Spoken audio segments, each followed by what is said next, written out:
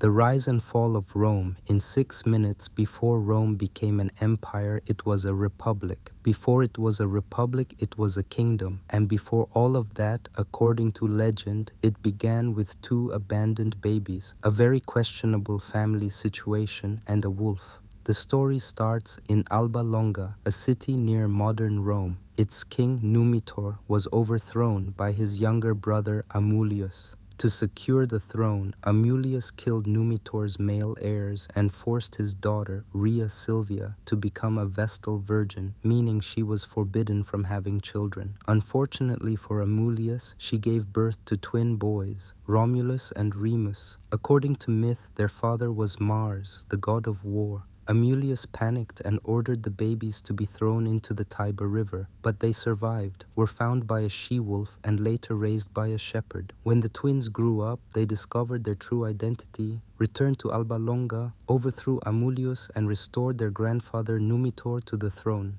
Then they decided to build their own city. There was just one problem. They could not agree where to build it. Romulus wanted Palatine Hill. Remus wanted Aventine Hill. They asked the gods for a sign, argued over birds, and eventually Romulus started building a wall. Remus mocked him by jumping over it, and Romulus killed him. So, according to legend, Rome was founded in 753 BC by Romulus, who became its first king. Rome began as a small settlement, but it needed people. Romulus opened the city to outsiders, exiles, criminals, runaway slaves, and anyone looking for a fresh start. The population grew quickly, but there was a problem. Rome had almost no women, so Romulus invited the neighboring Sabines to a festival. During the celebration, the Romans kidnapped the Sabine women. The Sabine men attacked Rome, but the women intervened and convinced both sides to stop fighting. The Romans and Sabines merged, and Rome continued to grow. After Romulus, Rome had 6 more kings. Some expanded the city, built temples, bridges, sewers, and walls. Others abused their power. The final king, Tarquin the Proud, was so cruel that the Romans expelled him in 509 BC. They decided they were done with kings forever. Rome became a republic. Instead of one king, Rome elected 2 consuls each year. They shared power and could veto each other. In theory, this prevented tyranny. In practice, Rome was still violent, ambitious, and constantly at war. A major turning point came in 390 BC when the Gauls invaded, defeated the Romans, and sacked the city. Rome was humiliated. After that, the Romans became obsessed with military strength. Their attitude became simple: never again. Rome conquered its Latin neighbors, then central Italy, then Greek cities in the south. Eventually, it came into conflict with Carthage, a powerful North African city with wealth, ships, and war elephants.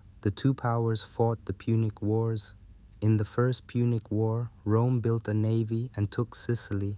In the second, the Carthaginian general Hannibal crossed the Alps with elephants and devastated Italy for years. But Rome survived and eventually defeated him. In the Third Punic War, Rome destroyed Carthage completely. With Carthage gone, Rome became the dominant power in the Mediterranean. It conquered Spain, Greece, North Africa, parts of the Middle East, and eventually Gaul. That brings us to Julius Caesar. Caesar conquered Gaul and became incredibly popular with his soldiers and ordinary Romans. The Senate feared he was becoming too powerful and ordered him to return to Rome without his army. Instead, Caesar crossed the Rubicon and started a civil war. He won, became dictator, and introduced reforms. He reduced debt, gave land to veterans, expanded citizenship, supported the poor, and reformed the calendar. But he also concentrated too much power in his own hands. The Senate feared he wanted to become king. So in 44 BC, a group of senators assassinated him. They thought they had saved the republic. Instead, they destroyed it. Caesar's death led to another civil war. Mark Antony, Caesar's ally, fought for power against Octavian, Caesar's adopted heir. Antony joined forces with Cleopatra in Egypt, but Octavian defeated them. Antony and Cleopatra died, and Octavian became the sole ruler of Rome.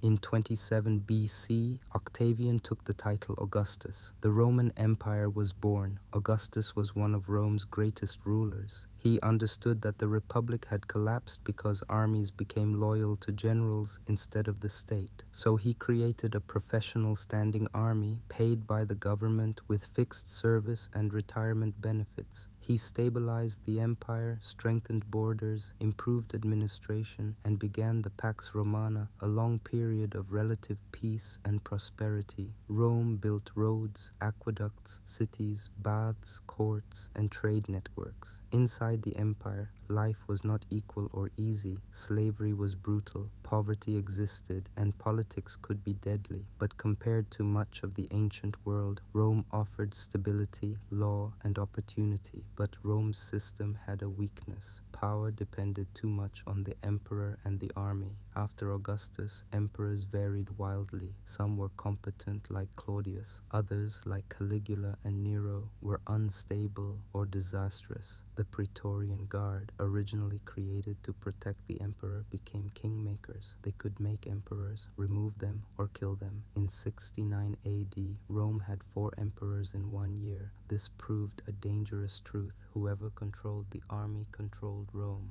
For a while, the empire recovered. Under Trajan, Rome reached its greatest size in 117 AD, but by the 3rd century, everything started to fall apart. Emperors were assassinated constantly. The economy collapsed, plagues spread, Germanic tribes attacked from the north, while the Persians threatened the east. The empire was too large to manage. Emperor Diocletian tried to fix this by dividing rule between 4 emperors, creating the Tetrarchy. It helped temporarily, but after he retired, civil war returned. Constantine eventually reunited the empire. He legalized Christianity and built a new capital in the east, Constantinople. Over time, the empire became divided between the wealthier Greek-speaking East and the weaker Latin-speaking West. In 395 AD,